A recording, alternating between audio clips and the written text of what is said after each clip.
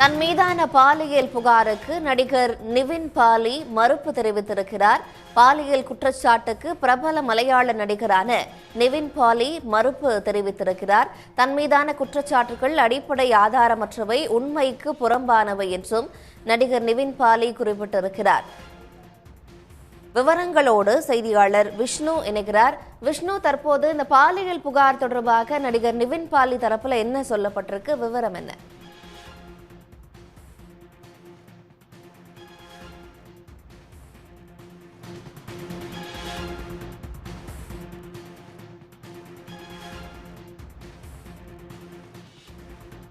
தன் மீதான பாலியல் புகாருக்கு நடிகர் நிவின் பாலி மறுப்பு தெரிவித்திருக்கிறார். விவரங்களோடு செய்தியாளர் விஷ்ணு இணைகிறார். விஷ்ணு, தற்போது நடிகர் நிவின் பாலி தரப்புல மறுப்பு தெரிவிக்கப்பட்டு என்ன விளக்கம் அளிக்கப்பட்டிருக்கு, விவரம் என்ன? நிச்சயமாக இந்த ஓய்வு பெற்ற நீதிபதி ஹேமா கமிட்டி அறிக்கை என்பது கடந்த சில நாட்களாகவே கேரள திரைத்துறையை ஒரு மிகப்பெரிய ஒரு இந்தியாவை திரும்பி பார்க்கும் அளவிலான சர்ச்சையான விவகாரங்கள் அங்கு நடைபெற்று வருகிறது. திரைத்துறையில் பல நடிகைகள் தங்களுக்கு நடந்த இந்த பாலியல் துன்புறுத்தல் தொடர்பாக தொடர்ந்து பொதுவெளியிலும் அதாவது ஊடகங்களிலும் வெளிப்படுத்தி வருகின்றனர். இது தொடர்பாக அங்கு விசாரணைகளும் நடைபெற்று வருகிறது. இந்நிலையில் கேரள பிரபல நடிகர் நிவின் பாலி மீது ஒரு வழக்கு என்பது பதிவு செய்யப்பட்டிருந்தது.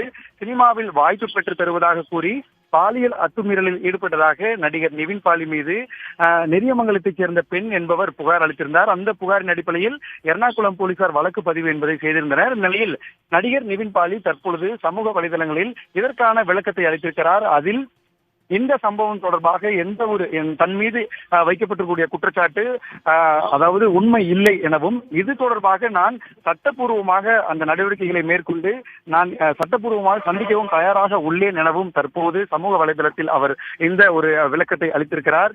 இது அதாவது நிவின் பாலி மீது ஏற்பட்டிருக்கூடிய இந்த பாலியல் குற்றச்சாட்டு என்பது தற்போது ஒரு பரபரப்பை ஏற்படுத்தியிருக்க சூழ்நிலையில் அவர் தற்பொழுது மௌனம் கலைத்து உடனடியாக இந்த விவகாரத்திற்கு தற்போது விளக்கம் அளித்திருக்கிறார். இந்த விளக்கத்தில் உடனடியாக நான் இது சட்டப்பூர்வமாக சந்தித்து எந்த ஒரு பிரச்சனையும் சந்திக்க தயாராக இருப்பதாக அவர் விளக்கம் அளித்திருக்கிறார்.